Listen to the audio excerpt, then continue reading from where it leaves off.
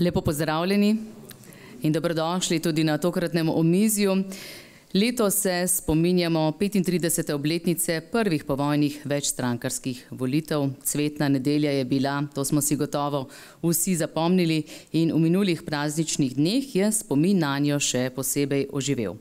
A ključno za veselje ob volilnih izidih se je zgodilo mnogo prej, ko je zadišalo po pomladi.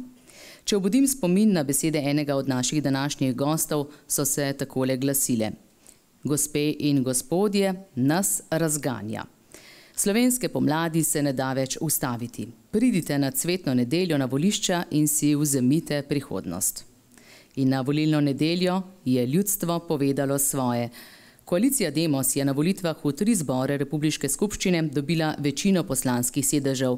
V družbeno-politični zbor je bilo od 80 delegatov 47 takih, ki so pripadali koaliciji Demos. Od tega so Slovenski krščanski demokrati dobili 11 mandatov, prav tako Slovenska kmečka zveza, Slovenska demokratična zveza in Zeleni Slovenije 8 mandatov, Socialdemokratska stranka Slovenije 6, Slovenska obrtniška stranka pa 3. Če koalicije Demos ne bi bilo, bi bila situacija v nadaljevanju in verjetno tudi danes povsem drugačna. Kaj je pripomoglo?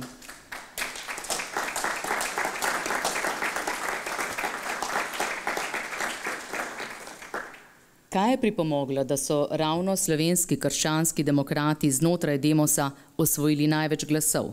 Kaj je nasploh pripomoglo k zmagi Demosa? Kaj je sooblikovalo tedanje javno mnenje in ta nasmeh zgodovine, ki se je še posebej pokazal na plebiscitu 23. decembra? Oziroma se nazaj na čase, ko smo Slovenci zavili v križišču v smer, ki nas je vodila v razvoj in napredek, v povezanost in odločnost, če tudi ni bilo povsem jasno, kako bo vse skupaj potekalo. Naši današnji gostje so Lojze Peterle, Janez Janša, Franci Feltrin in Vitomir Gros, in jih vse 4 prav lepo vabim na oder.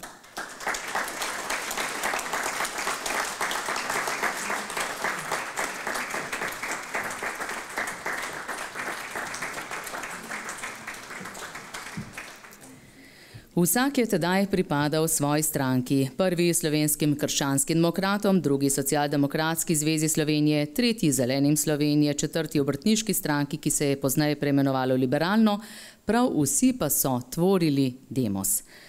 Najprej pa k mikrofonu lepo vabim zgodovinarja dr. Aleša Mavra in ga prosim za uvodno misel.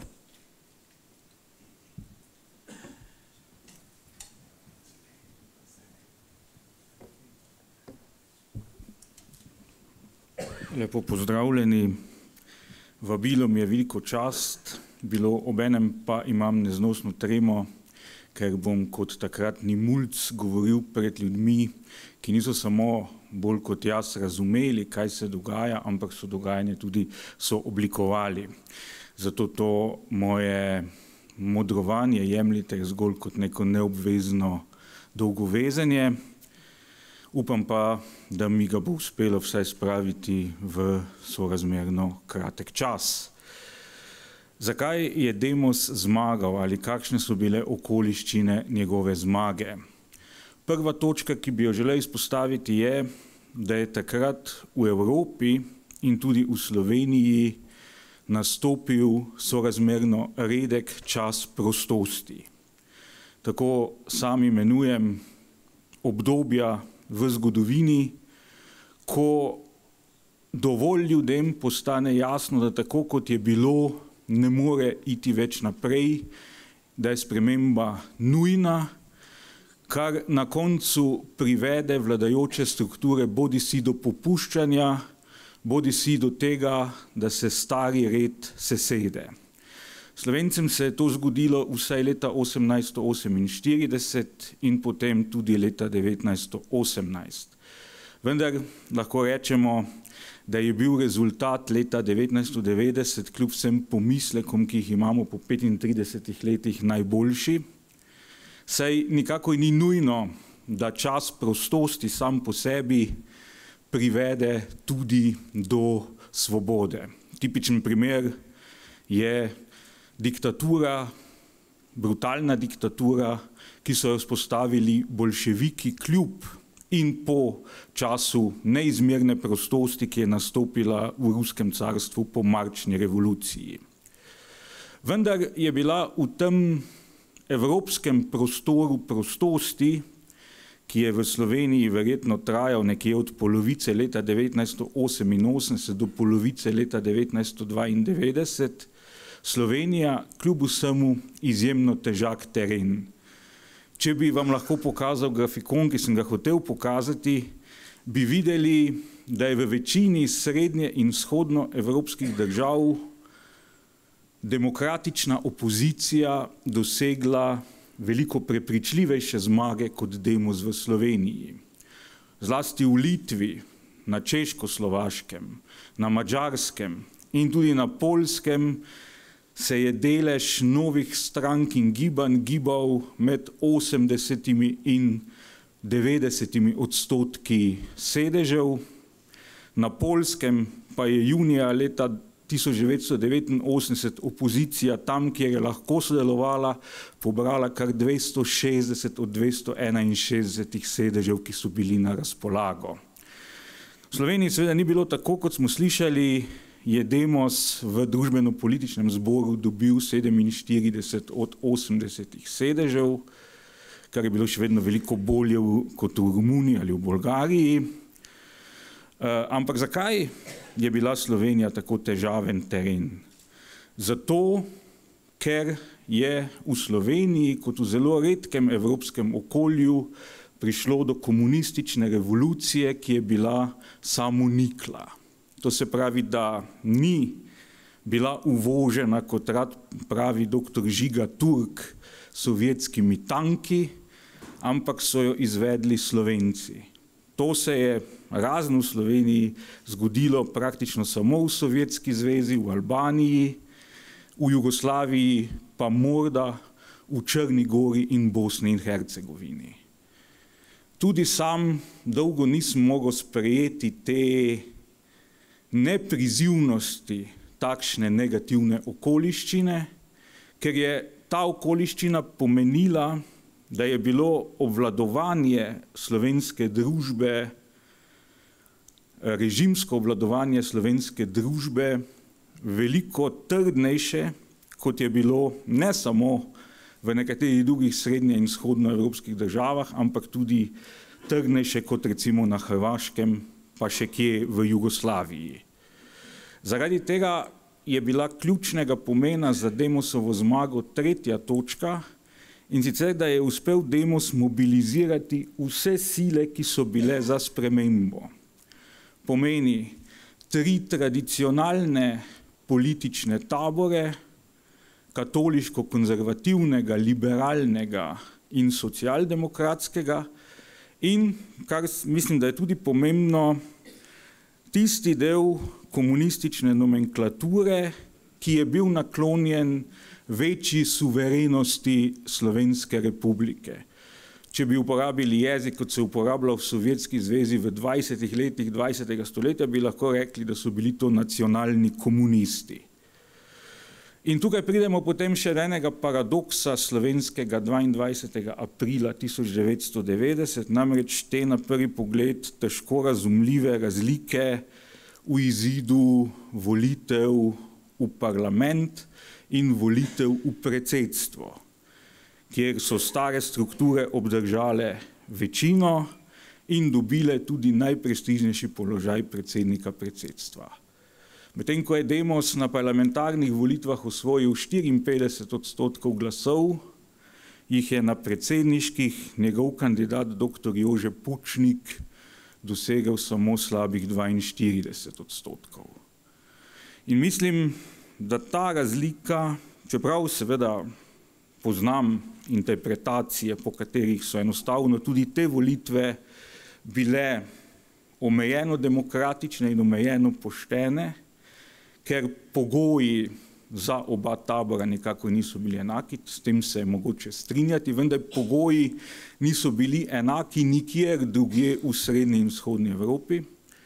Ta razlika pa po mojem mnenju kaže razliko med tistim delom Slovencev, ki so bili naklonjeni večji suverenosti Slovenske republike in tistim delom, ki je bil hkrati naklonjen tudi temeljitemu prelomu s komunističnim režimom. In ta delež je bil že leta 1990 manjšinski kljub času prostosti. Še ena stvar je, ki bi jo želel poudariti, to je, po mojem mnenju, zmotna ocena vseh nas glede dejanske pripravljenosti starih političnih struktur za demokratizacijo. Kot se je pokazalo v naslednjih 35 letih, je bila ta pripravljenost zelo, zelo omejena in kot sem slišal od svojega soseda in se s tem popolnoma strinjam, edina stvar, ki je res prisilila stare strukture k popuščanju, je bil v teh letih prostosti preprosto strah. Strah, da bodo tako zelo napačno ocenili razpoloženje prebivalstva, da jih bo voz časa prostosti enostavno odpihnil. In iz tega razloga je prišlo do popuščanja, je prišlo do tega, da so bili dejansko v nekih trenutkih v času prostosti zelo lojalni sopotniki Demosovega programa, ampak meni je popolnoma nepietetna odprava spominskega dneva za žrtve komunizma pred 2 letoma pokazala, da je pravzaprav nobenega od kompromisov, ki so bili sprejeti leta 1990 in pozneje, niso sprejeli iz prepričanja. In da se je zelo hitro začel proces, kako spet pridobiti nazaj tisto, kar so morali v letih časa prostosti žrtvovati. Kajti, če ni obveljal niti ta osnovni civilizacijski kompromis, da je spomin na žrtve komunizma v Sloveniji v javnosti legitimen, potem seveda tudi lahko dvomimo o vseh drugih takrat sklenjenih kompromisih. Vendar bi vseeno zaključil s pozitivnim poudarkom. 2 stvari sta, ki sta ostali od Demosove zmage in bosta vedno ostali. To je, da je Demosova zmaga omogočila izvedbo maksimalističnega programa slovenske osamosvojitve, ki je privedla do popolnoma neodvisne države, kar se aprila 1990 tudi marsikomu, ki je glasoval za Demos, ni zdelo še mogoče. In drugič, v času prostosti, v tem času, ko se je uveljavilo prepričanje, da tako kot je, ne more biti več naprej, so bili položeni tudi temelji za kulturno-civilizacijsko vrnitev slovenskega prostora na severozahod, kamor je zgodovinsko do leta 1918 spadal.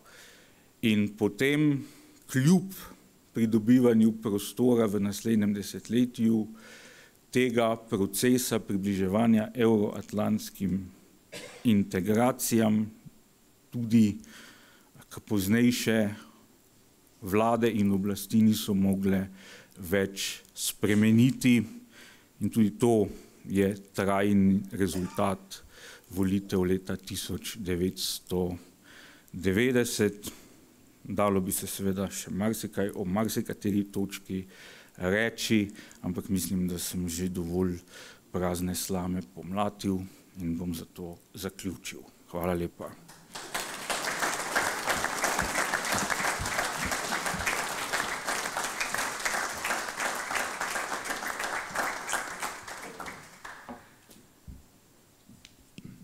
Doktor Maver, skromen kot vedno. Preden nadaljujemo, morda samo še poziv vsem vam, da ugasnete mobilne telefone, da nam ne bo kaj jemalo pozornosti potem, ko bo najbolj napeto. In preden nadaljujemo, morda še eno vprašanje, nekaj zelo znanih obrazov je med vami, ampak čisto tako me zanima, koliko je tistih, ki ste bili aktivno vpeti v osamosvojitvene procese, morda kot člani stranke, kot člani kakšne druge organizacije, ki je aktivno sodelovala, da smo lahko na plebiscitu tako množično rekli svoj da. Lahko dvignete roke?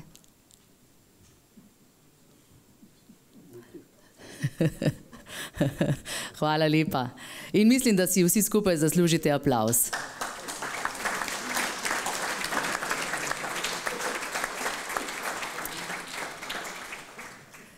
Zanimiva je ta iztočnica, ki jo je podal dr. Maver. Režimsko obvladovanje slovenske družbe je bilo trdnejše kot marsikje drugje in odločitev, da se stranke povežejo v Demos, je bila še kako pomembna, zlasti, če pomislimo, da ne bi bilo zmage, če ne bi bilo te koalicije, kajti zmagovalka bi bila druga stranka. Osvetlimo morda zdaj na tem mestu odločanje za Demos. Vse stranke namreč niso prav z lahkoto pristopile tedaj v to koalicijo, pa začnemo, gospod Feltrin, pri vas. Kako je bilo takrat z vami, z vašo stranko? Skupaj si boste delila mikrofonja z gospodom Janšom.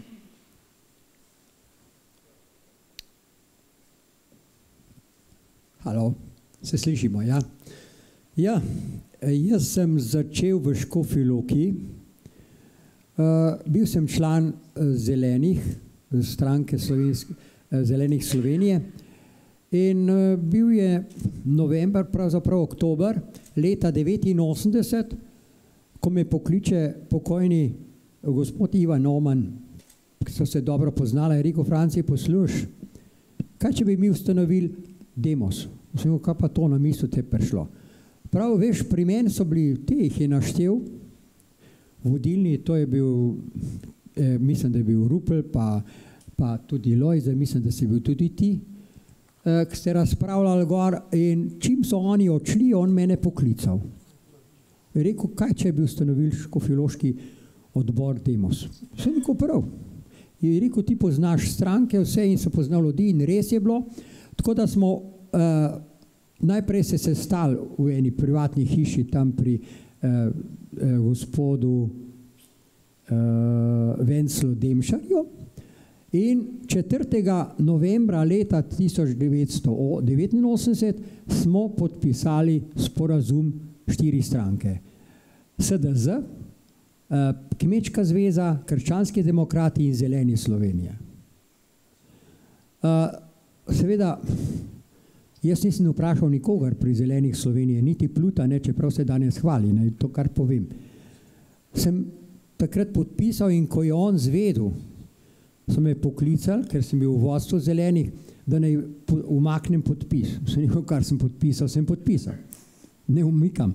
In je bilo groza, vsi so bili proti meni, ker vemo, Zeleni, tam je bilo večina prišlo z CK-ja, ne bom zdaj to razpravljal, ker jih poznam. Ampak moram reči, da je Plut naredil neko gesto, ki je rekel, dobro, bomo sklicali sestanek oziroma zbor Zelenih, pa bomo tam glasovali. In smo imeli zbor Zelenih na Filozofski fakulteti v eni predavalnici, in je bila čisto polna nabita predavalnica. Jaz sem sedel gor na vrh, tako da sem se bitu dol, kako je bilo. Razprava je bila grozna, tako da je neumnost, da gremo v Demos in tako naprej, pa vse skupaj. Potem pa se je nekdo oglasi spodaj, pa prav, ja, kdo pa je tisti mladenič, ki hoče iti v Demos? Rekel, jaz. Sem rekel, kako pa vi razpravljate, kaj pa mislite, da bomo Zeleni naredili, če bomo samo ob strani stali in gledali, ne bomo v politiki. Tam se pač kroji politika in tudi zelena. Seveda so vsi rekli, ne, mi bomo šli z LDS-om. Mislim, da je bila takrat LDS. No, v glavnem nisem popustil. In smo šli na tajno glasovanje. Sem zahteval tajno glasovanje. In moram reči, pri tajnem glasovanju je bila pokojna Aleksandra Pretnar, danes Hojvik, pardon, je pokojna, od Andreja Hojvika mama, ne? In so šteli glasove, z 2 glasovi smo dobili, da smo šli v Demos. Z 2 glasovi. In bolj pa veste, kako je bilo pol v Demosu, nas je bilo 18 poslancev, takrat kandidatov, ni bilo lahko. In sem ves čas imel črne pike in tako naprej. Tako da moram pa reči, da tam ne glede na to, kar gledam na Dušana, je bil Dušan še najbolj tisti pozitiven, te drugi so bili pa strašen, pa Leo Šešerko, pa Srečo Kirn, ki niso bili v parlamentu in tako naprej. Tako da jaz se štejem, tako, če ne bi takrat šli v Demos, če ne bi ustrajali pri tem v Škofji Loki, ne, da gremo v Demos, bi najbrž Demos ne imel večine. Je pa tudi obrtniška stranka potem povečala, tako da so bili oni tudi, tako da je Demos imel od 240 glasov 126. Ni bilo veliko, zato ker je treba vedeti, da smo imeli v Demosu ljudi, ki niso vedno glasovali za Demosove ideje oziroma za zakone pa to naprej. Toliko za enkrat, to je bil moj začetek, ki ni bil lahek. Hvala lepa.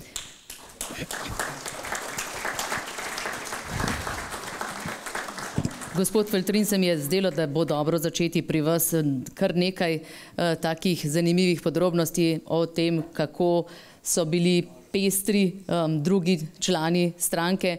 In iztočnica za vas, gospod Gros, vaša obrtniška stranka, torej 3 mandati, se ne sliši veliko, ampak kako pa je bilo pri vas glede tega vrednostnega pozicioniranja? Aha, ste si prinesli malce pomoči zraven. Prav. Hvala lepa za besedo. Bližje mikrofon.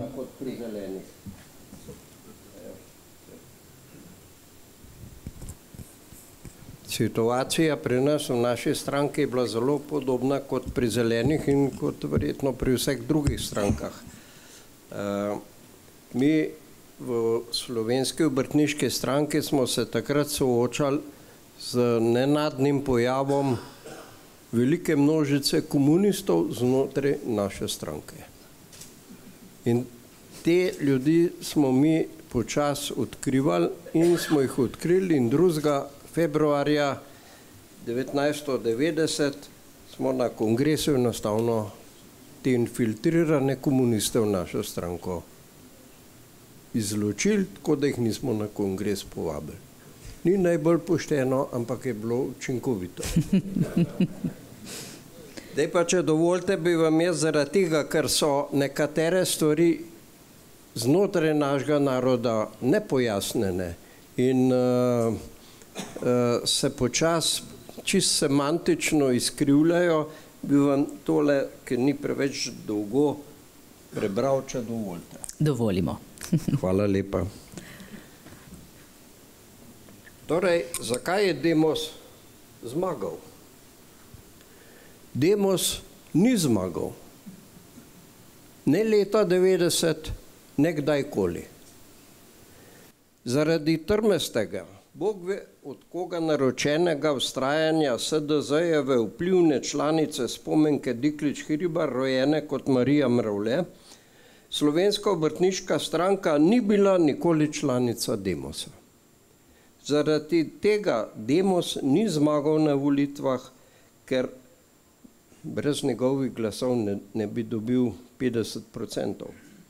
Temveč je zmagala koalicija Slovenske obrtniške stranke s koalicijo Demos.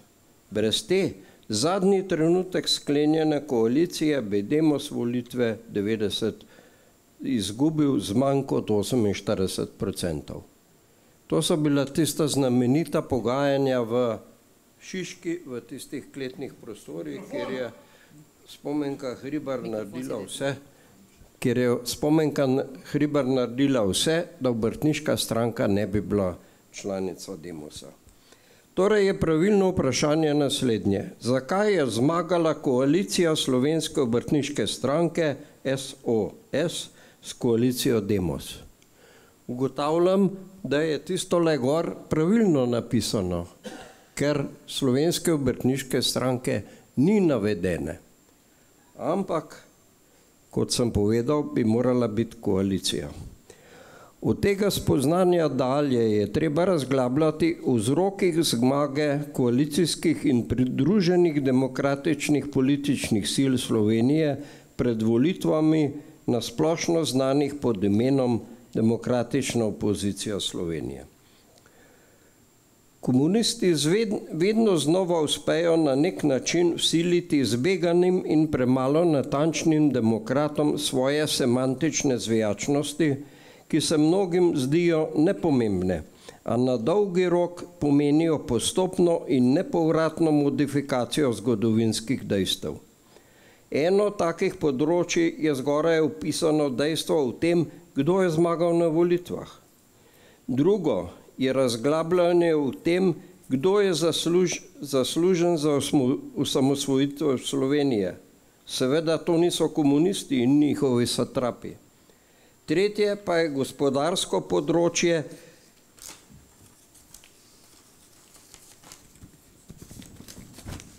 kjer komunisti odgovornost za sprejem pogubnega načina privatizacije dolžijo demokratično stran, ob nespornem dejstvu, da so družbeno lastnino pograbili, da ne rečem bolj pravilno pokradli, prav njihovi poslovodje in njihovi prestaši. Žalostno pa je, da kasneje sprejetega privatizacijskega sporazuma ni podpisala le liberalna stranka, v katero se je preimenovala Slovenska obrtniška stranka. Seveda je takih primerov sprenevedanja komunistične strani mnogo.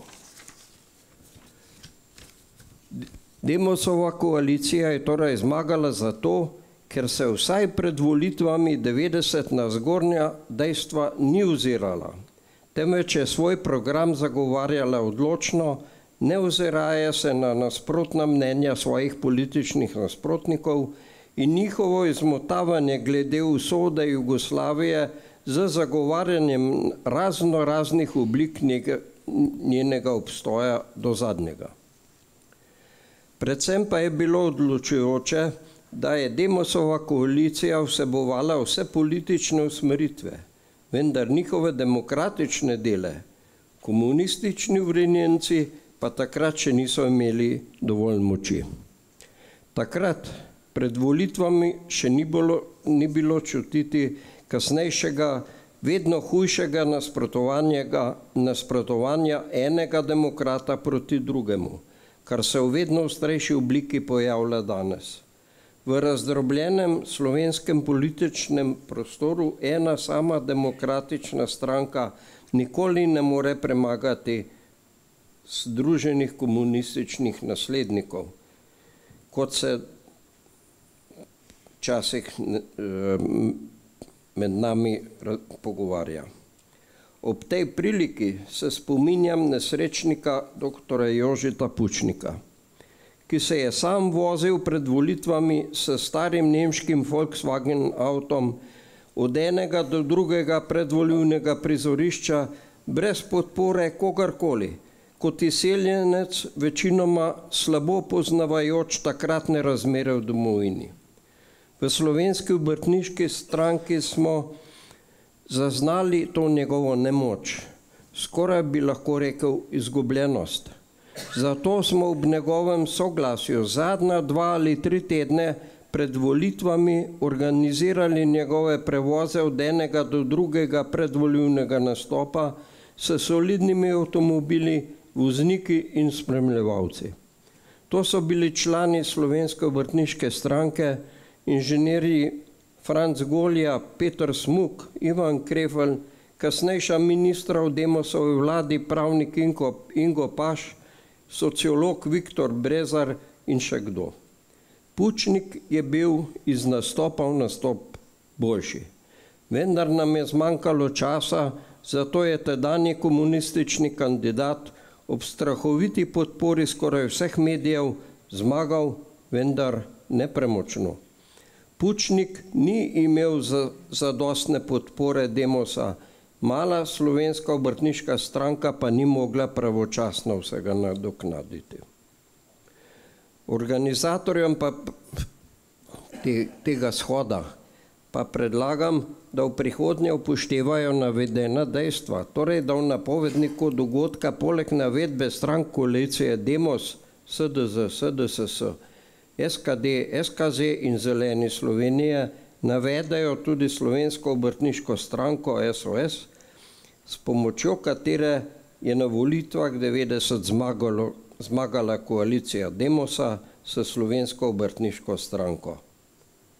Prilagam še znak obrtniške stranke, takle je bil.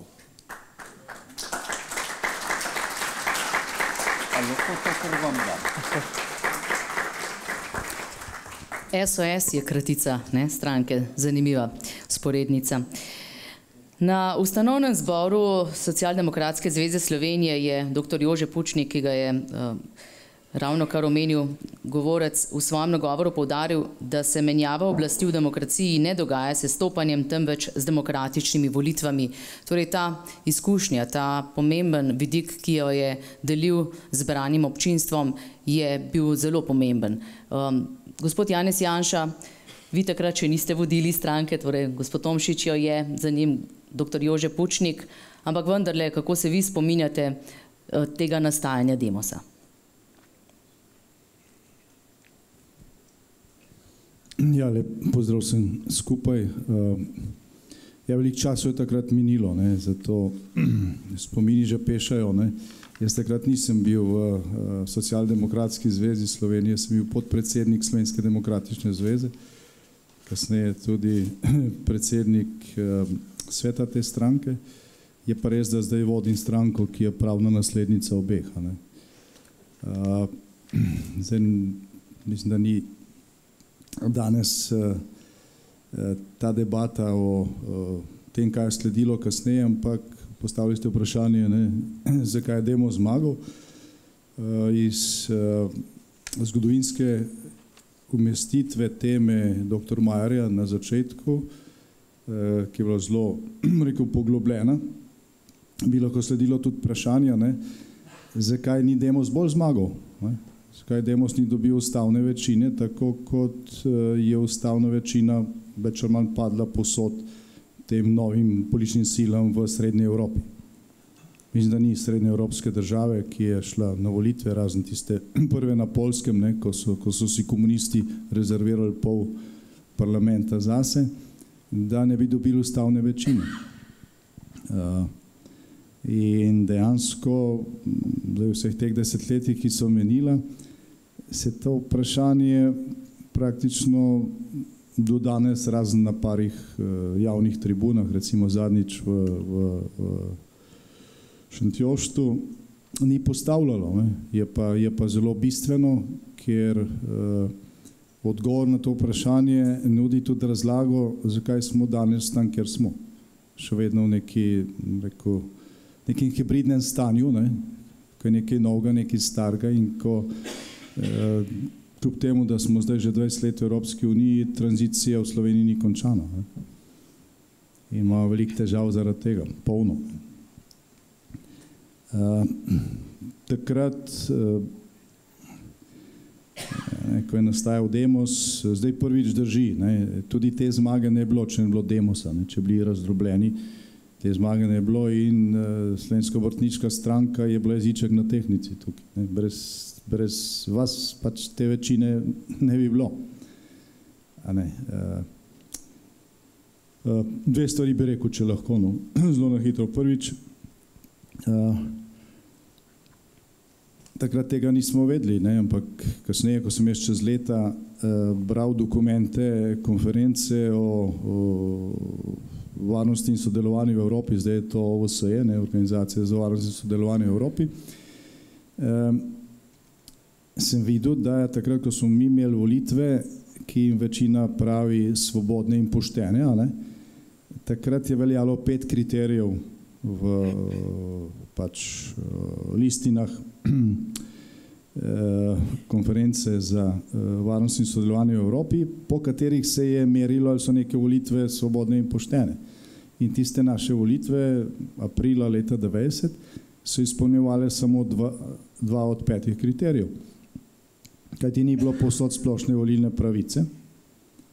Volilni organi, se pravi volilni odbori, niso bili imenovani pluralno, se je imenovala enopartijska oblast in ni bilo enakega dostopa do medijev, predvsem do nacionalne televizije, ki je edina takrat obstajala, in radio.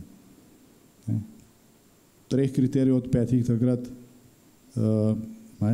Naše volitve niso izpolnjevale. Bile so večstrankarske, niso bile pa svobodne v celoti, ker ni bilo splošne volilne pravice za vse 3 zbore in niso bile poštene. Ker če nimaš ti enakega dostopa do medijev, to niso poštene volitve. Ne? In to so bili takrat formalni kriteriji. Res pa je, da takratna jugoslovanska oblast na naše volitve ni pustila opazovalcev. Ni bilo nobenega kvalificiranega tujega organa, ki bi dal oceno naših volitev, tako kot danes, če so volitve, ne vem, v Gruziji, gredo tja in pol dajo neko oceno. Zakaj ni bilo splošne volilne pravice povsod? Zato, ker zbor združenega dela niste mogli voliti vsi. Samo v tozdih, v združenem delu. Če danes razlagate kakšnemu tujcu, da smo imeli združeno delo, se ne zastopi. Pa če razlagate, imeli smo tretjino parlamenta, ki se je volil samo v firmah, kjer je partija imela svoje organizacije, pa sindikat, demos pa ne. Pol to nerazumljivo. Nam, ki smo tisti čas živeli, verjetno je bolj razumljivo, smo pa nekako pozabili, ker takrat smo bili vsi srečni, da volitve so in noben ni dosti porajtov. Pol smo povedali rezultat. V tem zboru združenega dela je seveda partija imela večjo večino, kot je demos imel v zboru občin. In iz tega je prišel pol ta seštevek 6 poslancev v 240. skupščini večine za demos, ker v zboru občin, ker je bil pa dvokrožni volilni sistem, je pa demos povozil opozicijo, tam so pa dobili ustavno večino. Če bi se vse volilo z dvokrožnim večinskim volilnim sistemom, bi demos imel več kot ustavno večino, ker se je to pač pokazalo v zboru občin. No in seveda to je pomembno. To niso bile svobodne in poštene volitve, samo delno, bile so pa pač večstrankarske. Tudi demos imel nekaj delegatov v zboru združenega dela, ker ponekod so se sami organizirali, pa so pač potem bili izvoljeni. Zdaj, zelo pomembno vprašanje je tudi, in tega vprašanja se je tudi dr. Majer dotaknil, je tudi sestava volilnih odborov. Volilni odbori morajo biti sestavljeni pluralno. Takrat niso bili. Res je, da je demos potem, jaz sem bil v demosovem volilnem štabu, pa poznam te tehnikalije, tudi vem, da smo dobili na 100 pritožb po volitvah, ki se jih danes nihče ne spomni, pa smo pisali to na Republiško volilno komisijo, pa je bilo pač vse zavrnjeno. Javnost temu ni posvečala nikakršno pozornost, so gledali rezultate, pa seštevali, pa vlado je sestavljali. Ampak, volilne organe je imenovala partija. Tudi Republiška volilna komisija je bila imenovana strani partijske skupščine in ta je na koncu odločila pol vseh pritožbah. In jaz se spomnim nečesa, se kdo spomni zadnjega samoprispevka v Ljubljani, glasovanja. Mislim, da je bilo to leta 1986 ali 1987, ki je propadel. In potem ni bilo več samoprispevkov, prej pa je bilo to stalno, 1% pa pol za vse živo. Takrat, ko je ta prispevek potekal, sem delal na Kersnikovi 4, bil sem sekretar nekega časopisa za kritiko znanosti,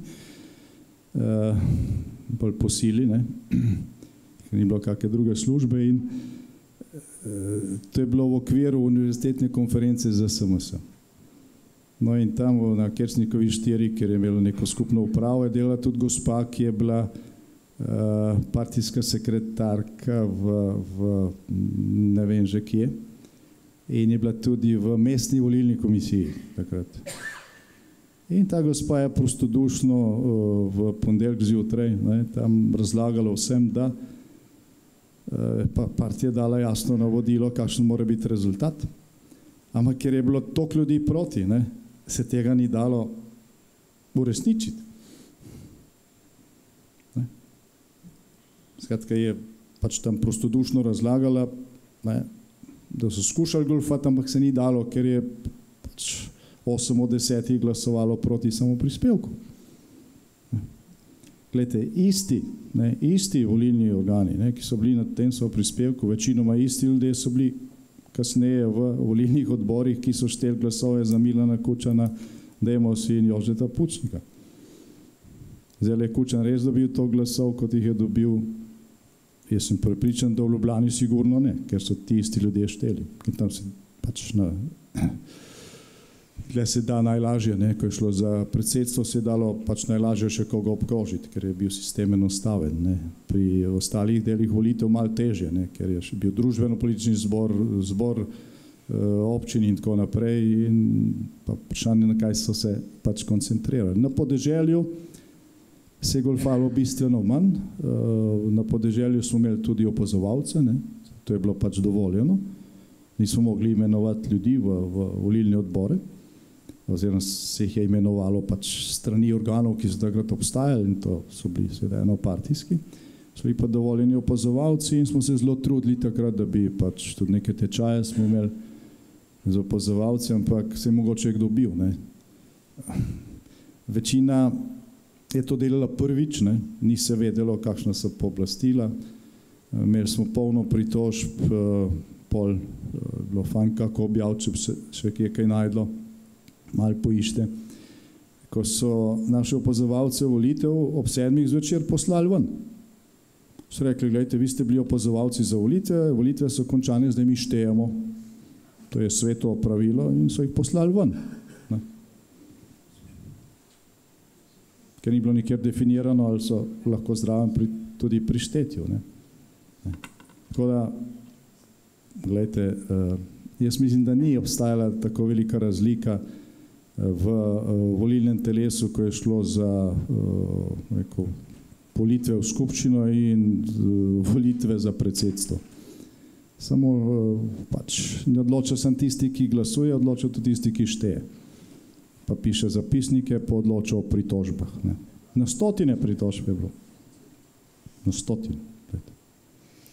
Zelo utemeljenih. Ne. Sej mogoče, ne spomnim se, da bi kjerkoli volitve ponavljali. Običajno je bil odgovor Republiške volilne komisije.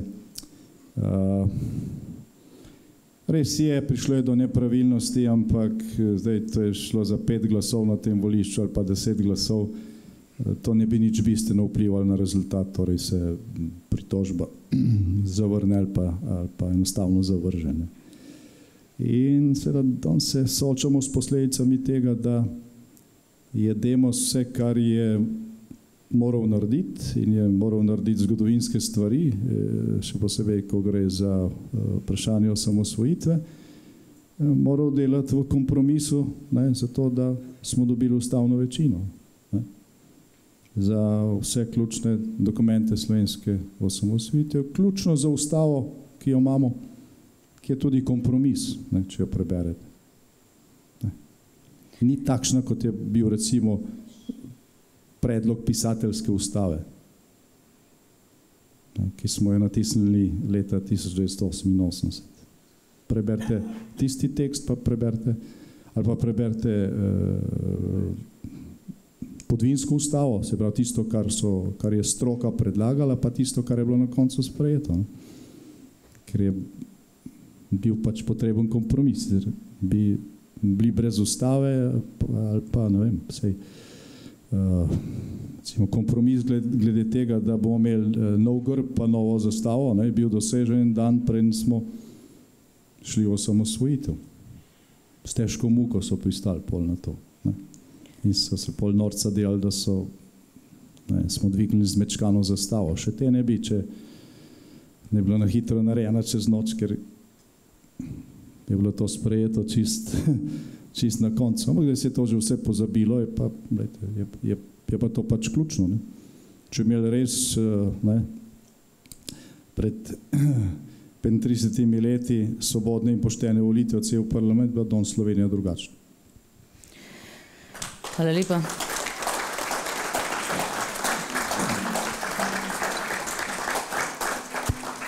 Gospod Peterle, vaša vloga je bila, lahko bi rekli, ena vidnejših na volilno nedeljo zvečer, ko so bili objavljeni rezultati.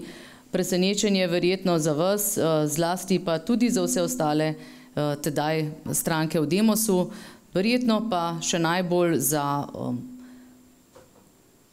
opozicijo, ki je nastala, oziroma za vaše politične nasprotnike, so vas podcenjevali kot celoto in morda kakšen vaš utrinek iz predvolilne kampanje? Ja, hvala lepa za to vprašanje. Bom odgovoril, ampak najprej bi rad izrazil moje veselje nad dejstvom, da vidim tukaj toliko ljudi iz tistega časa.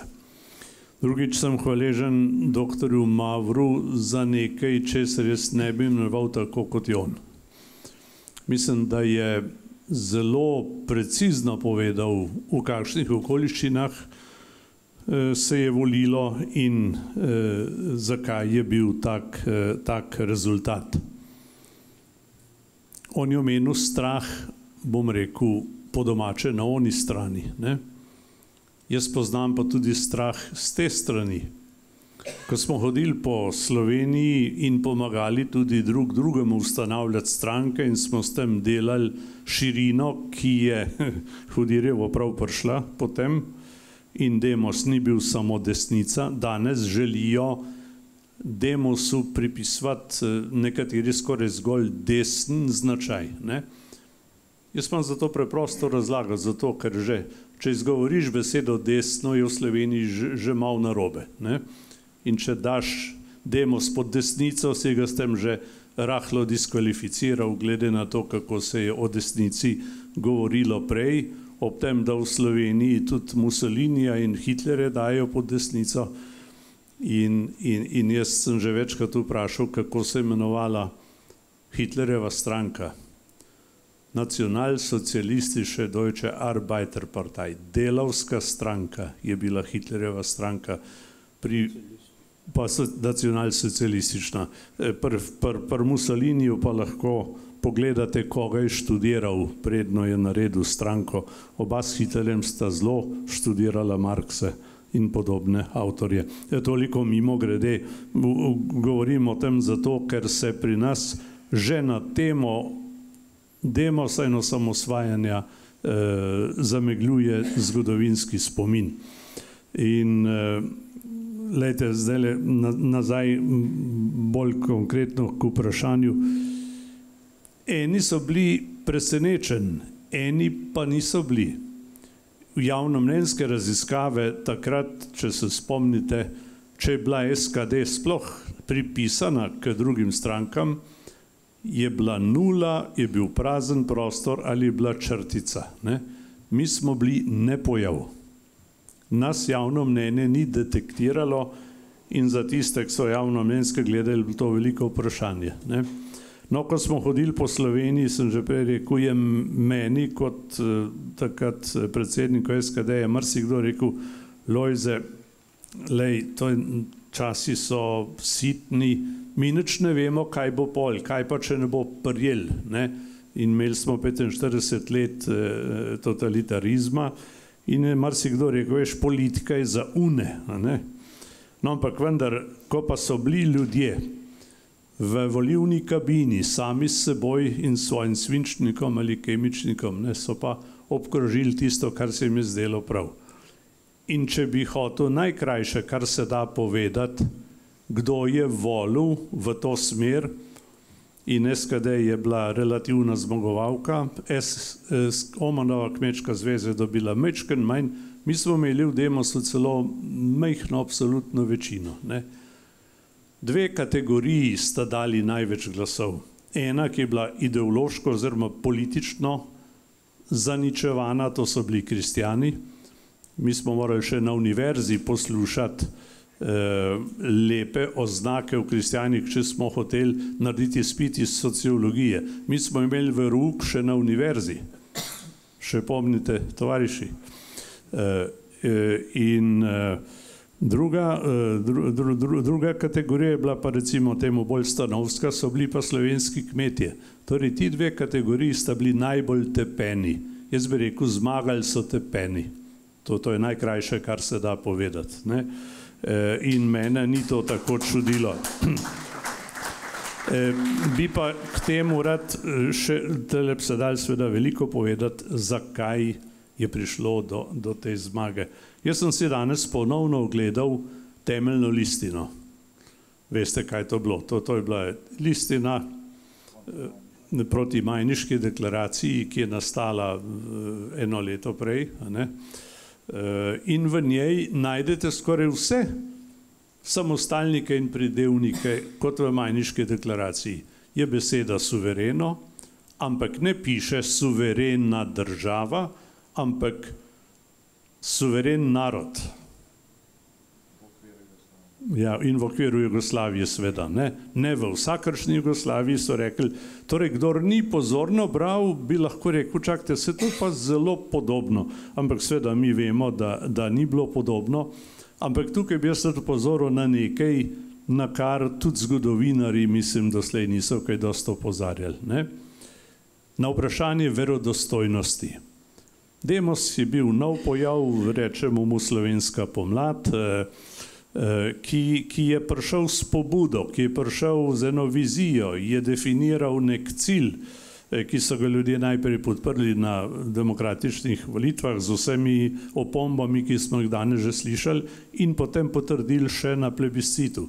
Jaz bom, da se ponavljam, tudi tukaj rekel, če ne bi Demos zmagal z državotvornim programom, ne bi imeli mi nobenega plebiscita. No in ta Majniška deklaracija je sveda izraz jasne volje in ona temeljna listina pa, pravim, je bila polna demokratične govorice za človekove pravice in tako naprej, ampak ti ljudje so nas držali 45 let v totalitarnem strahu in zdaj je bilo kar enkrat geslo demokracija, človekove pravice, pa še eno geslo, se ga spomnite, Evropa zdaj. Kar iz diktature direkt v Evropo, ne? Z demokracijo in človekovimi pravicami. Ne? Lejte, tukaj vidim problem verodostojnosti. Oni so govorico prilagodili, taktično so jo prilagodili, ampak ljudje, bomo rekli temu, večina jim pa ni verjela. Ne? V tem je velik del, bi rekel, razloga za našo zmago, kljub tomu, da smo bili mi v številnih asimetrijah. Pri denarju smo bili mi, bi rekel, nima smisla, da o njem skoraj govorimo, ne? Pri medijih enako, ne? Pri vplivu organizacij, ne? Jaz se spomnim, ne vem, ste tudi hodil na tole mizo okroglo pri Smoletu, ne? In ko so nas tako hoteli mečken pripeljati okoli, če temu tako rečem, in je potem enkrat Pučnik malo pomislil, daril pa je rekel, dajmo s tem zaključiti, ne? Tako da,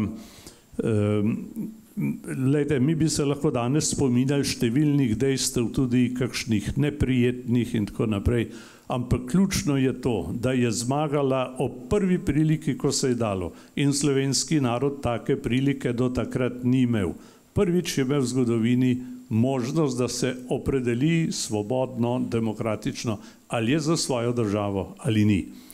In ta linija je zmagala, zmagala je, če tako rečem, Majniška listina, ne? In mi smo imeli geslo Slovenija zdaj, oni so imeli pa geslo Evropa zdaj. Oglejte si un film Odhod iz komunistov iz Beograda. Ne? To gre danes pod plaščo samosvojitve, ampak da se pa to vidi tudi malce drugače. Ne? Torej, jaz bi rekel, da se po mojem v naših refleksijah še ne pojavljajo prave kvalifikacije, bi rekel, te epohalne spremembe, ki je ne bi bilo, če ne bi bilo te zmage. Tukaj gre za spremembo paradigme. Mi smo se odpovedali s tem revolucionarni paradigmi ali revolucionarnemu projektu, ki temelji na konceptu sovražnika. Ta pa vemo, da hoče narediti boljšo družbo, tako da izloči tiste, ki enim niso všeč. Tako da jaz sem izredno vesel in v marsičem ponosen, da smo ta čas prav razumeli, ga izkoristili in če ga ne bi razumeli, če ne bi takrat zmagali, bi imeli še eno slovensko deklaracijo. bi še sanjali naprej in moram še to povedati, se opravičujem, danes sem malo daljši, ne? Kaj so te volitve prinesle? Prinesle so izpolnitev nekaterih ključnih političnih predpogojev, da smo projekt samostojne slovenske države lahko speljali. Demos je svojo zmago, kljub Zboru združenega dela, dobil zakonodajno večino, se pravi, lahko sprejemal zakone, vemo, da je ene z veliko težavo in zelo počasi, nekaterih tudi ne, in dobil je izvršno oblast. In Ustavno sodišče slovensko je enkrat zapisalo, da šele s prevzemom izvršne oblasti se je Slovenija osvobodila. O tem, kaj pa je svoboda, bi lahko pogovorili na posebnem omizju. Jaz bi s tem, rekel, počasi zaključil in sem res vesel, da se o tem času pogovarjamo in vesel sem, da nam spomin še kar nekako deluje.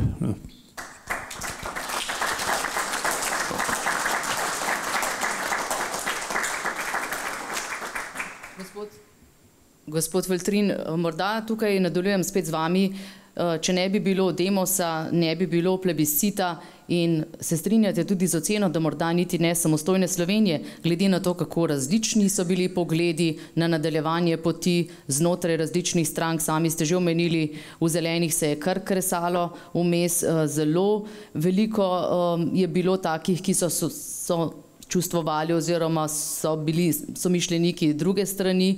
Omenili ste tudi v enem od dosedanjih pogovorov, da so pravzaprav bili komunisti tisti, ki so pripomogli k ustanovitvi Zelenih. Kako zdaj gledate to z neke časovne distance? Mikrofon. Hvala za besedo. Ja, ta distanca je res tako, da smo takrat kot Zeleni prispevali veliko, ampak moram pa povedati, da tudi v demosu, ki smo bili, nismo bili vsi enotni. Do plebiscita, da je prišlo do plebiscita v Poljčah, mogoče se Lojze ne bo s tem strinjal, ampak smo vendar do pol šestih zvečer razpravljali, ali gremo ali ne. Ne bom razpravljal, kdo je bil za, kdo proti, noben ni bil proti plebiscitu, ampak bili so poti drugačne. Mal počakajmo, mal dalj časa, pa tretj, pa četrt, ne. In o pol šestih popoldan, nikoli pozabil, dež je padal zunaj, smo glasovali vsi. Tudi tisti, ki so prej imeli drugačno mišljenje, vsi enotno smo glasovali za plebiscit. In v življenju ne bom pozabil, sem šel ven, zunaj, vroče je bilo not v dvorani in zunaj pa dež padal, pa pride zunanji minister dr. Rupel. V plašču pa tisti rdeč šal, kot ga je imel znameniti, ne, prav, Franci, kaj zdaj delate? Senko, zdaj boš ta prav minister, zdaj smo se odločili, da gremo plebiscit. On je šel v dvorano, vzel listine ven in rekel, pa vi ste nori, pa nas nihče ne podpira in tako naprej.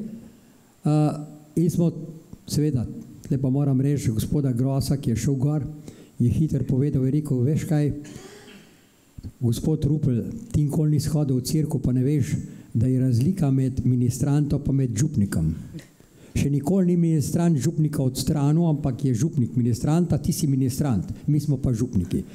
Pa smo se zmenili in šli v dvorano. In tako je bilo in smo takrat glasovali plebiscit. Moram pa reči nekaj, pa smo pa takrat, tudi bila pa spomenka, Hribar je rekel, ja veste, zato pa moramo pridobiti tudi opozicijo. In smo imenovali 3 člane, med katerim sem tudi jaz, spomenka Hribar, dr. Jože Zagožen in jaz, moja malenkost. Pa smo hodili na te sestanke z Levico, Marija, ne bom pripovedoval, ker je predolga zgodba, kako je bilo, ampak eno petič smo šli, nismo se nič zmenili, smo šli k Kučanu in smo rekli, ker oni morajo podpisati ta zakon o plebiscitu, on prav, ste se kaj zmenili z Levico, z opozicijo? Ne, je rekel, se ne z vami ne pogovarjam. Pa greva spomenka Hribar, pa prav ona prav, ja, Franci, pa kaj si ti toliko besen jaz rekel, gremo samostojno, brez da se z njim pogovarjam. Je rekel, pa zakaj si tako jezen na komuniste? Se nisem jezen, ampak gremo lahko sami na plebiscit in bomo tudi zmagali. je rekla, moramo ustrajati, prav vse en, samo da to Slovenijo osamosvojimo, potem je pa vse en, če komunisti naprej vladajo. Meni to šele potem užgal, kaj mi je ona povedala, točno to. In to se je dogajalo, ne, ker plebiscit je bil 23. decembra, smo imeli prvo sejo v parlamentu, mislim, da je bilo to 8. januarja želka, so bili tako polena nam metali pod noge, ni bilo nič. In šele proti koncu marca meseca se je nekako spreobrnili, da so začeli tudi nekako glasovati. Moram pa reči pohvalno, da v zboru občin, kjer sem bil, smo bili večinsko izvoljen po dve volitvi oziroma po dvojnem sistemu, ne, sem največ dobil glasov, da smo imeli glasove, če je še naš zmanjka, od LDS-a, mladih. Naj povem, da takrat poslanci nismo bili profesionalci, tako kot so danes. Jaz sem bil eden prvih. Zakaj? V Škofji Loki sem bil v podjetju in moram reči, sem hodil v Ljubljano takoj po izvolitvi Spomenka Hribar, pa smo te komisije imenovali in sem zamujal. In sem prišel enkrat ob pol enih v službo, sem imel dogovor, da predlagam direktorju, da bom dobil refundacije za tiste moje ure, ki sem dol v Ljubljani. Pridem pa prav tajnica, ne, prav tle imaš knjižico. In takrat sem po 28 letih moje službe dobil delovno knjižico. Jaz sem mislil, da me bo kap. In vzamem knjižico, gremo v parlament, Bučarja glih srečam, tam sem rekel, posluš France, jaz ne bom več poslanc, kaj pa je tako. In takrat pa pride sekretar, pa je bil bivši sekretar komunist, ne, pride prav, ja, kaj pa je? Sem rekel, nima službe več, tle imaš knjižico. Je rekel, počak, pa mi vzame knjižico, gre, čez 10 minut prije, prav jutro lahko priješ v službo. Tako je bilo. Ampak sem imel 30% manjšo plačo, kot pa v službi. Ja, tako je bilo. Ni bilo drugače, pa nisem nič. Žena je rekla, zdaj si pa dobil svoje. Sem rekel, ja, tako je bilo. Nimaš kaj. In ja, tako smo živeli takrat. Ja, tako smo živeli in jaz sem se tudi imel sem nestojenko Jugota in s tistim Jugotom sem se po cel Sloveniji vozil pa razlagal tle. Tako da vem, kako je bilo to. In tudi svoj denar porabil. Takrat sem nekaj 1000 evrov porabil, mark, ki sva z ženo načrtovala, da bo avto nov kupila, pa ga nisva. Pa mi ni žal za to, ker smo to naredili in za Slovenijo se je šlo. Jaz sem šel v demo zato, ker je imel program Samostojno Slovenijo. Moje zgodbe so potem še druge, ker sem bil v Beogradu, kako je bilo to. Ampak zaenkrat dosti. Hvala lepa.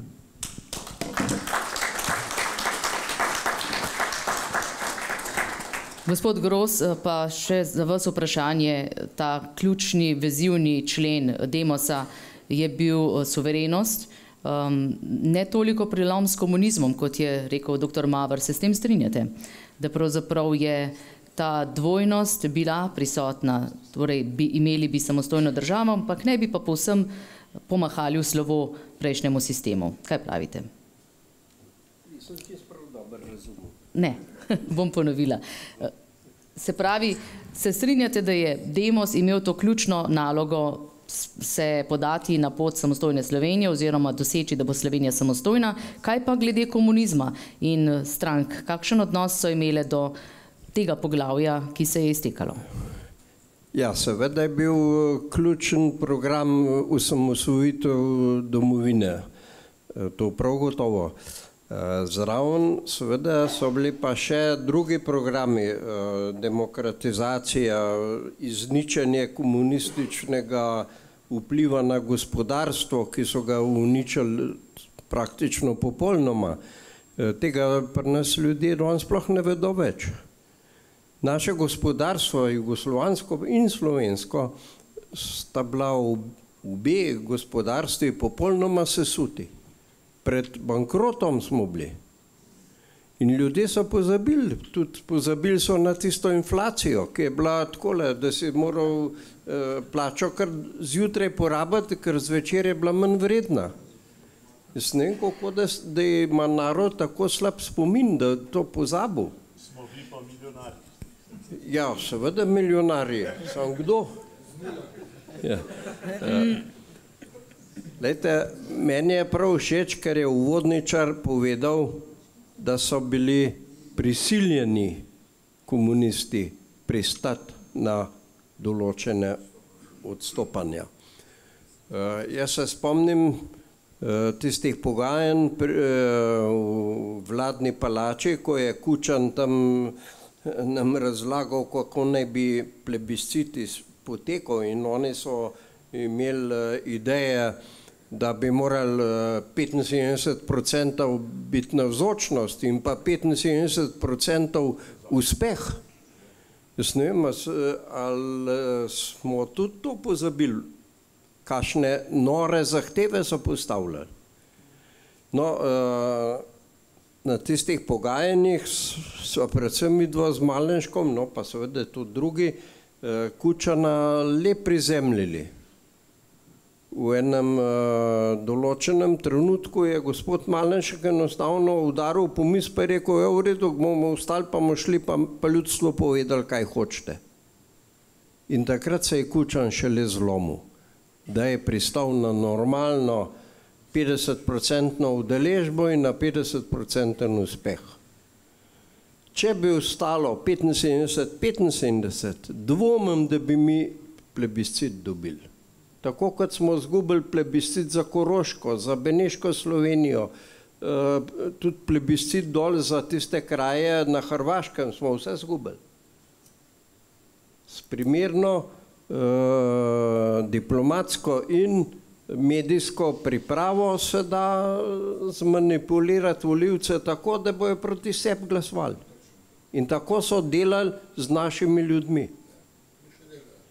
In še danes delajo. No, potem seveda je bil tudi primer, kako so nam orožje pobrali. Oziroma so hoteli pobrati. Recimo jaz kot predsednik skupščine občine Kranj sem bil neke vrste komandant teritorialne obrambe za kranjsko občino, takrat še veliko. Pa pride k meni hčerka od ministrice Puharjeve, ki je imela, pa je bila komunistka, ki je imela čez skrb za orožje teritorialne obrambe. Mi smo imeli to smolo, da je bilo to orožje v kasarni, da nismo imeli direktnega dostopa in neoviranega dostopa do tega orožja. Pa mene vpraša, kaj ne naredimo, da bomo orožje ven dobili. Jaz sem rekel, a imate to vornake? Prav imamo.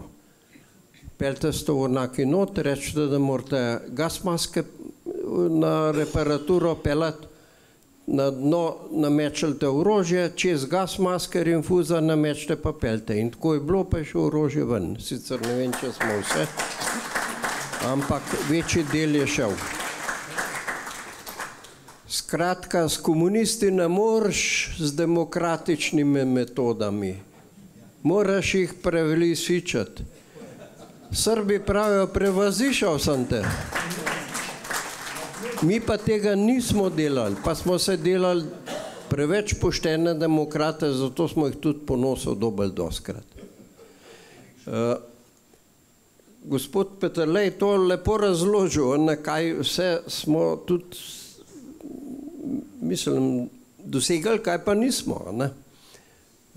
Seveda nismo dosegali normalne demokratične ureditve. Vam bom samo dva ali pa tri kratke primere povedal. Slovenska obrtniška stranka, pol liberalna stranka, je imela predlog, da bi enostavno določili en upravljavski nivo, do katerega bi vse odstavili. In potem, če ne bi imeli svojih ljudi, bi pač tiste kot VD postavili nazaj, ampak da se ve, da vsak moment lahko odletijo. Pa se je Bučar posmehval temu. Takole je zraven mene sedel tam v Novi reviji, takole malo zadaj, meter pa pol, pa se mi je posmehval. Jaz sem rekel, Bučar, kva se pa tako trapa stržiš? Jaz sem te spomnil to.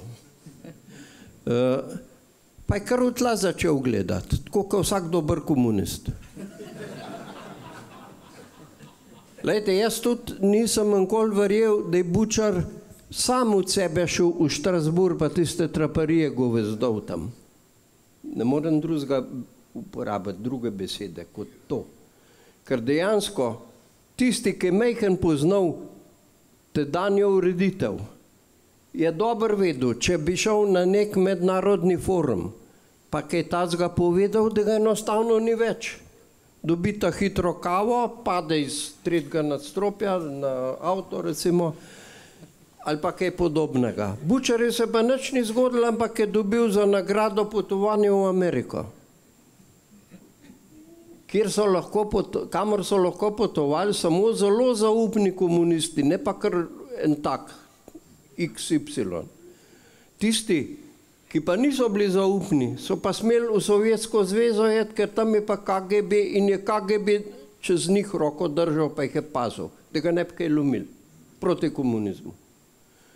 Tako da zadeve niso bile tako, bi rekel, enostavne, pa tudi niso bile tako, kot se danes govori. Sem nekaj na enem blogu prebral, da bi smrt tistem, ki so dovolili komunistom, da nismo speljali lustracije.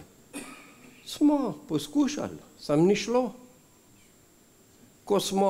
Ko je Janko Halp, poslanec Ljudske stranke, pa naša stranka tudi, ko smo zahtevali v parlamentu, da se sodnike postavlja po neki normalni proceduri in da ni trajnega mandata, da se jih voli na vsake toliko časa, je Bučar rekel samo preko mojega trupla.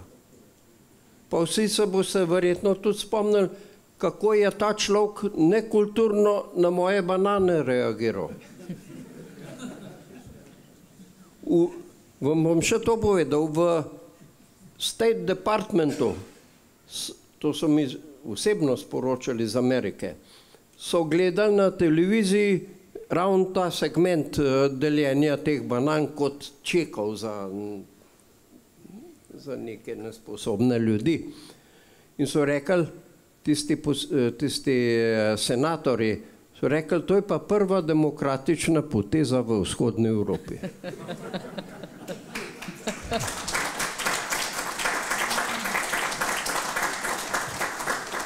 Kakšna je bila pa reakcija pri nas? Pa dobro vidite.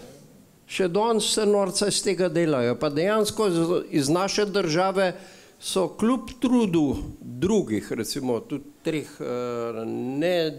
nekomunističnih vlad, naredili iz naše države pravzaprav banana državo, banana republiko. Še danes je to aktualno.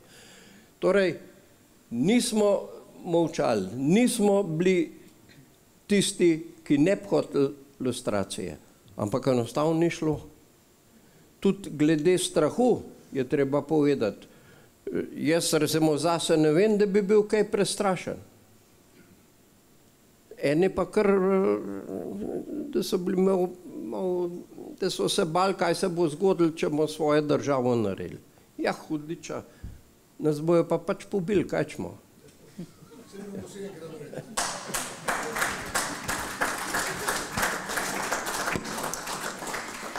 Ja, gospod Gros je zdaj lepo orisal, kako se dogaja zamegljevanje tega zgodovinskega spomina. Katere zablode pa vas, gospod Peterle, najbolj vznemirjajo, ko gledate nazaj, ko gledate kakšne oddaje, ko poslušate kakšne razlage?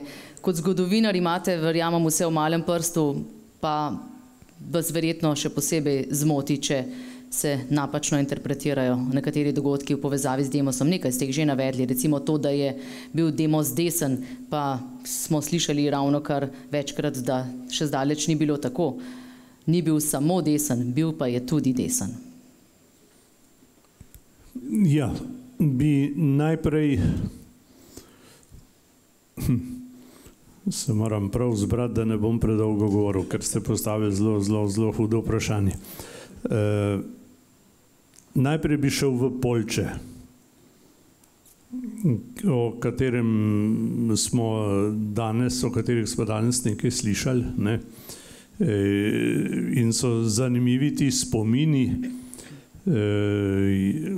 Zunanji minister dr. Dimitrij Rupel je prišel iz nekega dela sveta, kjer so nas res svarili, naj tega ne delamo, ne? In se je čudil, da se je vmes, ko ga ni bilo doma, bi rekel, linija spremenila, dajmo reči po partijsko, ne? In da vam povem, ne bom rekel čist za hec, ampak tisti, ki se imajo za takovani strateški svet demosa, kamor jaz nisem spadal, če tako rečem, takovani neformalni svet, mene na tisto niso vabili. So bili pa noter Bučar, oba Hribarja, pa še koga bi lahko imenovali. In mi smo imeli namreč po zaslugi večkrat omenjenega Bučarja izrazito dogovor v demosu, da gremo v osamosvojitev po ustavni poti, torej z ustavo, mi smo pa naredili prej državo. In v nekem trenutku se je pri nekih ljudeh, ne bom zdaj vseh našteval, rekel je prišlo do zavesti ali do prepričanja, da je treba pospešiti proces, da se je na jugu začelo dogajati, rekel, nevarno dogajanje in se je potem zgodil 9. novembra tisti sestanek Demosovega poslanskega kluba v Poljčah, kjer je bil marsikdo presenečen, ampak tudi za to zgodbo velja tisto, kar, čemer jaz večkrat rečem, na koncu je pa le dobro iztekl.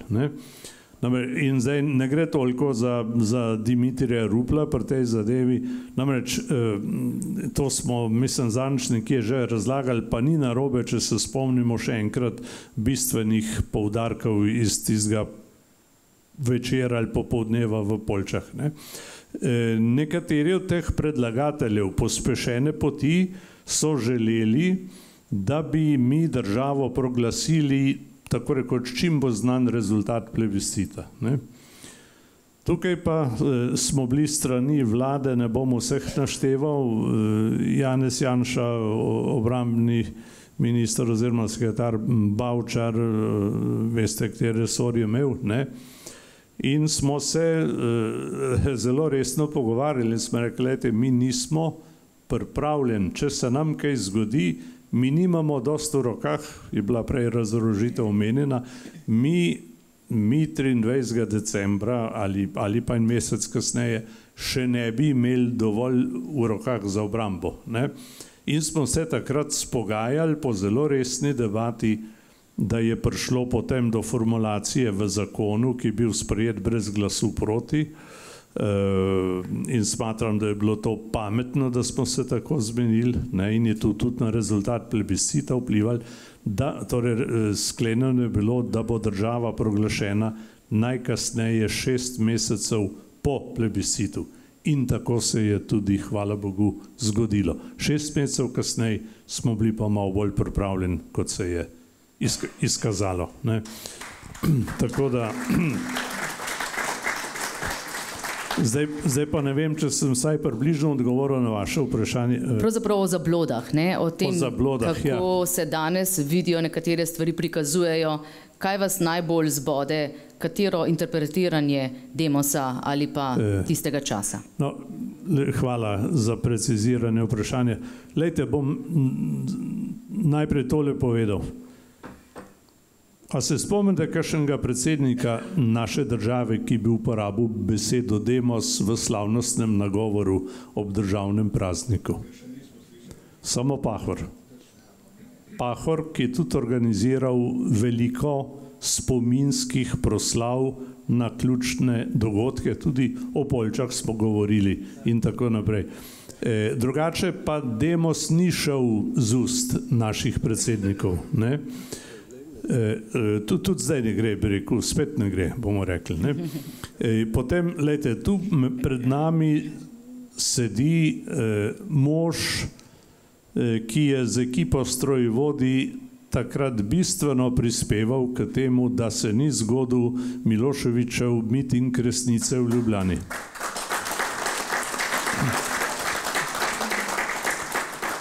Slavko Kmetič imel takrat ključno besedo in rekli so, mi jih ne bomo vozili. Tovariši, ki so prišli pa blizu Brežic, so pa potem odpovedali nastop v Ljubljani, ker pač do Ljubljane ne bi mogli priti. In naša gospa predsednica, to sem že zadnjič omenil, prisoja to dejstvo severju. Policija je bila res pripravljena tam dol na reakcijo, ampak ni bilo treba poseči, ni bilo treba intervenirati, ker je bil miting odpovedan, zaradi znanega dejstva oziroma odpovedi prevoza. Ampak mi imamo zdaj že mitičen pogled na sever. To se šteje že skoraj kot osamosvojitveni akt. Lejte, tudi vprašanje odhoda komunistov iz Beograda. Jaz sem prej omenil to razliko med temeljno listino pa Majniško deklaracijo. Iz tega filma, ki ga vam svetujem pogledati na televiziji, je gotovo še v arhivu, je razvidno, da so komunisti nekako tam dol razumeli, da je z Jugoslavijo konc. In tam eden od sogovornikov z juga to tudi lepo pove, s katerim danjem je živela Jugoslavija in tako naprej. In kljub temu, da so vedeli, da gre k kraju, oziroma da je konc, so v temeljni listini še predlagali Jugoslavijo proti suvereni slovenski državi. Tako tudi to bi rekel, gre pod vprašanje verodostojnosti. Lejte, tretja zadeva, ali pa lahko še prej, vprašanje teritorialne obrambe. Veste, da so hoteli zdaj že nekaj let tega praznovati 50-letnico ustanovitve teritorialne obrambe, ki naj bi bila kar tista, ki nas je osvobodila leta 1991. In se je spet isto ime predsednik je Borut Pahor, ki je bil povabljen na to proslavo, je rekel, teritorialna obramba, ki je sodelovala v obrambi Slovenije leta 1991, ni tista, ki je bila ustanovljena takrat. So bili nekateri isti ljudje, ampak to moštvo je bilo, ni bilo več podrejeno Beogradu, ni bilo subsistem neke komunistične armade, ampak je služilo obrambi volje, suverene in svobodne volje slovenskega naroda.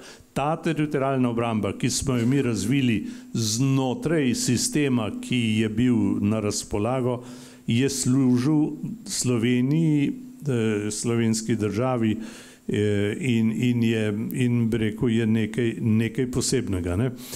Ampak mi imamo, rekel, ta mit o teritorialni obrambi, ta stari se je malo polegel. Pa je pa še ena zadeva, kar me, mislim, da je Janez ali eden je že omenil, ukinitev spomina na žrtve komunistične revolucije.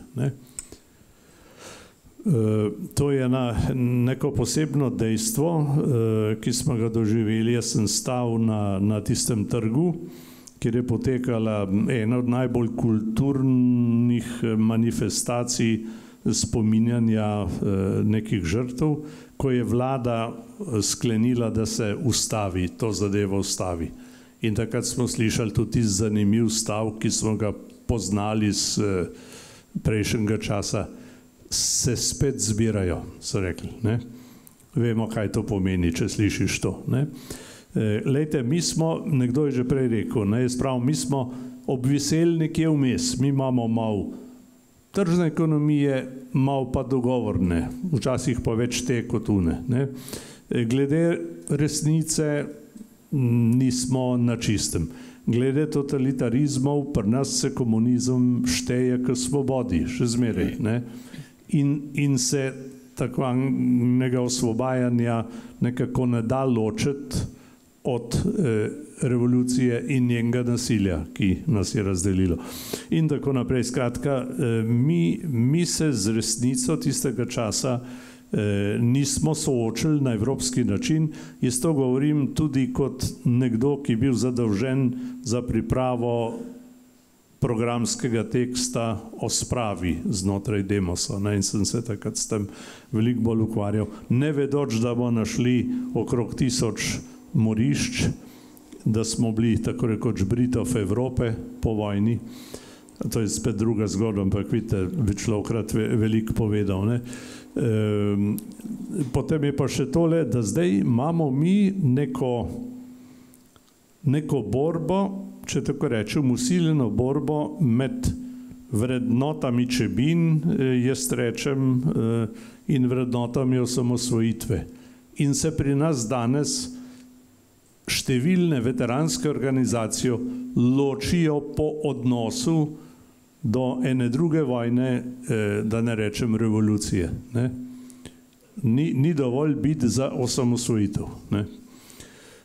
In to so zadeve, ki rekel, ostajajo ena cokla in tudi ena zadrega in tudi ovira za tisto, kar bi morali mi še skupaj narediti. Jaz rad rečem, da takrat, ko smo te stvari delali, pustimo, koliko je bilo taktike, koliko je bilo sprenevedanja, ne?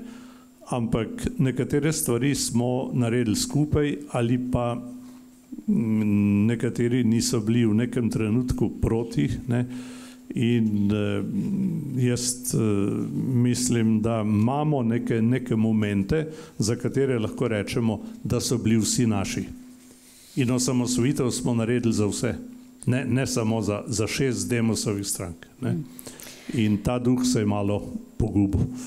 Morda samo še, gospod Janša, vaša sklepna misel, namreč o tem dvovladju smo že nekaj rekli, se pravi, da je Demosovo vlado vodila, da tako rečem, zmagovalna stranka, ampak potem pa predsednik predsedstva pa je bil človek iz drugega pola. Koliko se je to odrazilo pri nadaljevanju naše poti? Kaj bi bilo morda drugače, če bi te volitve dobil dr. Jože Pučnik? Mislite, če bi bolj štel takrat? Ja, bilo bi veliko drugače, ne? Ker to, kar zdaj poznamo, ne, kot neko realno zgodovino te zaključne faze osamosvojitve, je tudi pripoved o sreči. Ker zakon o obrambi, zakon o vojaški dolžnosti, proračun, ne, zaradi obrambnih sredstev, drugemu niso nasprotovali, mi smo to sprejeli z enimi ali pa z 2 glasoma večine. Ne za 6, kot naj bi jih Demos, ampak 1 ali 2 in z veliko zamudo. Proračun je Lojzetova vlada pač predlagala oktobra leta 1990, sprejet je bil pa mislim, da 27. marca 1991, čez 6 mesecev. Razumete? Mi zaradi tega nismo mogli vojaškega usposabljanja začeti, pravočasno nismo mogli poklicati rezerve, ker enostavno ni bilo denarja, smo čarali z vsemi sredstvi. Ladja z ključnim orožjem za osamosvojitev, ne? Zaradi teh zamud, ker ga nismo mogli plačati, je prišlo v koprsko pristanišče, kaj pravite, koliko pred osamosvojitvijo? 2 ali 3 dni. Mi smo imeli poklicanih 6000 obveznikov, ki so odslužili vojsko, se pravi, so imeli sveža vojaška znanja v teh specialističnih, formirani so bili jurišni odredi po območnih štabih za teritorijalno obrambo, se pravi neke enote, ki so pol tudi dejansko izpeljale večino teh bojnih akcij, ampak fantje so bili brez orožja. Poklicani so bili teden pred razglasitvijo, so bili brez orožja. Imeli smo velike probleme, ker pa niso verjeli, da sploh kaj bo. Ključno za tem, da so se pol zvečer vsi zapili, ker itak. In bolj po sreči in božji milosti so nekatere stvari ratale. In to v veliki meri, ker je bilo nasprotovanje, kot se je takrat temu reklo, ukrepom za zavarovanje osamosvojitve z realno silo, vodeno z vrha predsedstva Republike Slovenije. Milan Kučan je orkestriral tisto deklaracijo za mir, ne, fajn naslov, ne, deklaracija za mir, ampak noter piše, Slovenija ne potrebuje vojske. To so lansirali februarja leta 1991, ne, dober mesec pa še malo po plebiscitu. Brez vojske pač samostojne Slovenije ne bi bilo.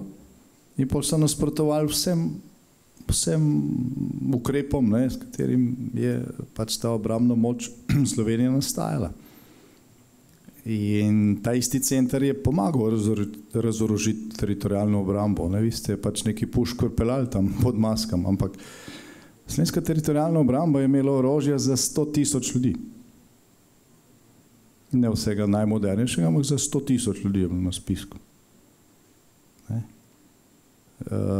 Ko so nas razorožili, res je, da je veliko občin imelo ta skladišča pač v kasarnah, Gorenci sploh, ker so rekli, da je to cenejša, ne, in treba posebej čuvati. Samo 14 občin je od 64 je to zadržalo, pa še to ne vse, ne, ker težko orožje je bilo brez izjeme pač v kasarnah, ker je lani dovolila, da bi topovi pa rakete po občinskih skladiščih, ne, samo pehotno orožje je bilo. Tukaj je šlo za las in to nasprotovanje je bilo vodeno strani človeka, ki je javno rekel, da mu slovenska osamosvojitev nikoli ni bila intimna opcija. Pa nekaj let nazaj je to ponovil, rekel, jaz nisem bil takrat za odcepitev, že zdaj nisem.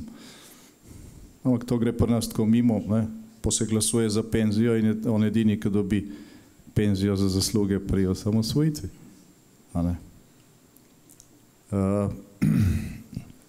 Lejte, obstaja v slovenski zgodovini daleč najpomembnejša seja parlamenta oziroma skupščine takrat.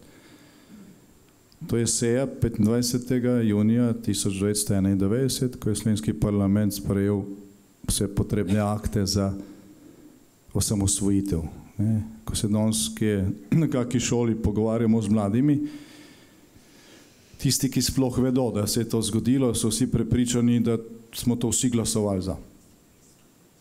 Ne, da sploh ni bilo nobene dileme, a ne, kdor sploh ve. Ni res. Ne. Nekatera glasovanja so komaj šla čez 2/3. Komaj. Ker zbor združenega dela na tisto sejo jih pol ni prišlo. Ne? Eni so glasovali proti in tudi nekateri, še posebej iz SMS liberalne stranke, LDS-a takrat še ni bilo, so glasovali proti. In ta seja je bila snemana, je bila prenašana. Vsi ste lahko to gledali. Tukaj nas je, mislim, da v dvorani 8 ali 9, ki smo bili takrat na tej seji. Ne? A ste kdaj videli posnetek te seje na kakšni slovenski televiziji? Ne, je. Nekaj let nazaj so krasen posnetek na beta kaseti našli v kleti nacionalne televizije, ampak na omari, ker je pisalo turistične znamenitosti Slovenije, na kaseti je pa pisalo lepote Bleda. Nekdo je to nekam zataknil. Ne? Takrat je pol, mislim, zdaj to najdete na spletu. Poglejte si to sejo. Skoraj nihče ne poišče. Je kdo citiral na kakšni proslavi ob dnevu slovenske državnosti kak stavek iz tistih govor, recimo predsednika vlade, ki sem imel govor, ali predsednika predsedstva Milana Kučana. Zaradi njegovega govora nikoli niste videli te seje. Nekaj, če ga boste poslušali, ali pa če ga preberete, ker Delo je naslednji dan pač objavilo njegov govor, boste videli, da je Milan Kučan rekel takrat pač vse prav, ne, tako kot je on prej rekel za temeljno listino, vse prave besede so bile noter, ampak ne, v ključnem delu je pa bilo rečeno, zdaj pa se je treba takoj pogajati za novo povezavo z z drugimi narodi Jugoslavije in skleniti konfederacijo in naštel 4 pogoje, pod katerimi. Ker to je bil cilj. Če je kdo prebral spomine Markoviča, predsednika Zveznega izvršnega sveta, to je šlo že 25 let nazaj, ta knjiga, Markovič piše, da v teh svojih spominih, da ko je bil na zadnje v Sloveniji, mislim, da je bilo to 12. junija takrat, ko nas je zadnjič prišel prepričevati, naj se ne odcepimo, bilo je polno sestankov čez dan, zvečer smo ga čakali Vili Podrožnik 2 uri. Še za večerjo, ki se je že ohladila, pa smo že hoteli domov in pol je prišel. Se ni niti opravičil, niti ni povedal, kje je bil. Je bo v svojih spominih pol napisal, da se je takrat sestal z opozicijo. Ne, nekje so se dobili izven parlamenta. In mi zato nismo vedeli, dokler on ni objavil teh svojih spominov. In on pravi, da je takrat opozicijo, se pravi, on govori samo o tem, da so bili tam predstavniki partije, se pravi, kaj so bili SDP in LDS, da pa ni bilo socialistov. Žakla pa njegovih. Zdaj ne piše, da jih ni bilo, ne piše, da so bili, se pravi, sem za ti dvoji so omenjeni. In on pravi, da jih je takrat pač nagovarjal, naj preprečijo osamosvojitev tako, da vržejo vlado. Demosov vlado. In pravi, to so pač besede Markoviča, so v beli knjigi slovenske osamosvojitve, imate to ponatisnjen, če koga zanima, tudi na spletu je. On pravi, da samo oni rekli, ja, lahko bi porušili Demosovo koalicijo, ker je šibka. Lahko, ampak kaj pa pol? Ker je tukaj rezultat plebiscita in na nek način je treba ta rezultat razglasiti. Naj to oni naredijo. Ker se bo i tak sfižilo. To bo operetno osamosvojitev. In pol se bomo nekaj časa delali, da smo samostojni. Vi boste zaprli meje, kriza bo nastopila in ljudem bo to dost, in bo vlada sama padla. In potem pridemo mi in rečemo, lej, to ni ratalo, osamosvojitev, pač rezultat plebiscita je bil implementiran, nič ni bilo od tega in potem bomo se mi zmenili za novo Jugoslavijo. To so njemu takrat rekli in to je bil plan. Imate pol še to knjigo od Piera Fassina, to je bil takrat sekretar Socialistične internacionale, kasnejši podpredsednik italijanske vlade, ki piše v svojih spominih, naslov knjige je Per passione, iz strasti. Išla je že leta 2003, mislim. In on piše v svojih spominih, da je bil drugi dan vojne za Slovenijo v Ljubljani. Mi zato nismo vedeli. Ni prišel na znanje ministrstvo, ni prišel na vlado. Dobil se je pa z Cirilom Ribičičem in Milanom Kučanom.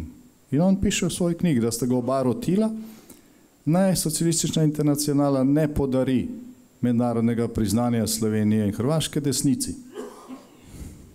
Mislim, akt veleizdaje.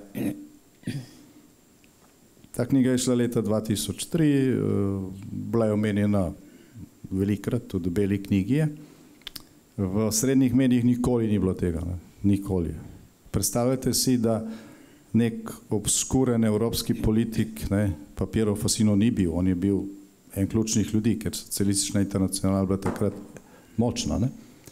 V Evropi nekje v neki knjigi napiše, da sta Lojze Peterle pa Janez Janša ga prepričevala drugi dan vojne za Slovenijo, naj se Slovenija ne prizna.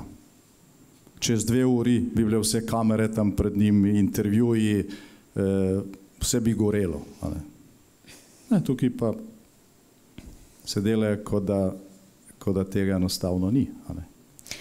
To, kar večina slovenske javnosti ve o teh časih, je zlagano. Je pomanjkljivo, je zlagano in zaradi tega se lahko tudi vzdržuje stanje, kakršno pač je, in zaradi tega imamo državne proslave, večinoma, razen kadar so pač naše vlade, ko se na teh proslavah govori o vsem drugem, razen o tistem, kar je pomembno za slovensko osamosvojitev in zaradi tega je tudi beseda demos nezaželena. z častno izjemo Boruta Pahorja, ki je v drugem delu svojega drugega mandata te stvari malo popravljal. Hvala lepa.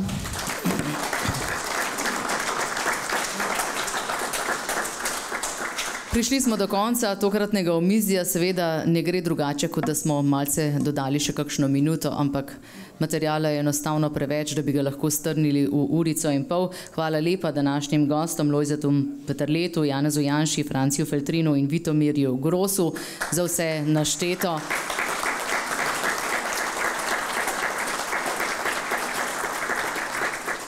Zato, da so vsaj nekoliko razjasnili to obdobje slovenske zgodovine.